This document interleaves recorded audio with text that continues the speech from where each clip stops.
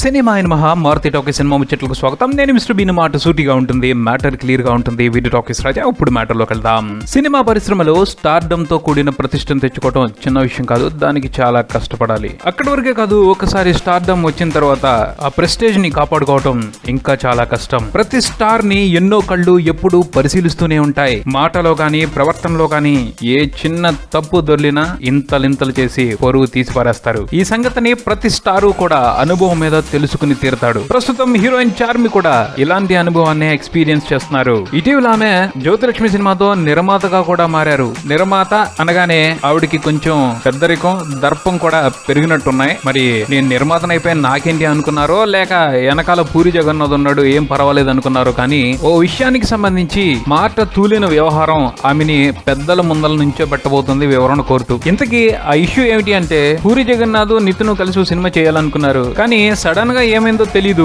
కొన్ని అవాయిడ్ చేయలేని సర్కమ్స్టాన్సెస్ మూలంగా మేము ఈ సినిమా చేయట్లేదు అని నితిన్ ప్రకటించేశాడు. వెంటనే పూరి జగన్నాథ్ టీం, పూరి జగన్నాథ్ వరుణ్ సందేశ్ హీరోగా ఓ సినిమా మొదలు పెడుతున్నాడు. దానికి చార్మి సహ నిర్మాత, అసలు నిర్మాత సి కళ్యాణ్ అని. తను నటించే సినిమాల వరకే నిర్మాత అనుకున్నాం. పెద్ద హీరోల సినిమాలకు కూడా నిర్మాతగా వ్యవహరించే రేంజ్ కి చార్మి ఎదిగిందా అని అనుమానం వచ్చేసి కొంతమంది చార్మి మూలంగానే నితిన్ పూరి జగన్నాథ్ తో సినిమా చేయట్లేదు అని రూమర్స్ మొదలు పెట్టారు. కొంతమంది రిపోర్టర్లు ఈ రూమర్ ని డైరెక్ట్ గానే చార్మిని అడిగేశారు. ఆవిడ నాకేం సంబంధం లేదు అంటే ఓ మాటతో పోయేది. కానీ నితిన్ దగ్గర డబ్బులు లేవు పూరితో సినిమా చేయడానికి, అందుకనే ఆ ప్రాజెక్ట్ వర్కౌట్ అవ్వట్లేదు, ఆయన డబ్బులన్నీ అఖిల్ సినిమాకి పెట్టేశాడు అని చెప్పేసి అనవసరమైన వివరణ ఇచ్చి అత్యుత్సాహాన్ని ప్రదర్శించింది. ఆ తర్వాత నాలుగు ఖర్చుకుని సారీ చెప్పింది. నాకు నితిన్ వాళ్ళ వ్యవహారం తెలియదు, పొరపాటుగా నోరు జారాను, క్షమించాలి అని లెంపలేసుకుంది. కానీ పబ్లిక్ గా పొరుగు తీసి సారీ చెప్తే సరిపోతుందా? ఎడాపెడా మాట్లాడినందుకు ఆవిడ మీద చర్యలు తీసుకోవాలి అని నిర్మాతల మండలికి నితిన్ తండ్రి సుధాకర్ రెడ్డి కంప్లైంట్ పెట్టారు. నిర్మాతల మండలి పెద్దలు ముందు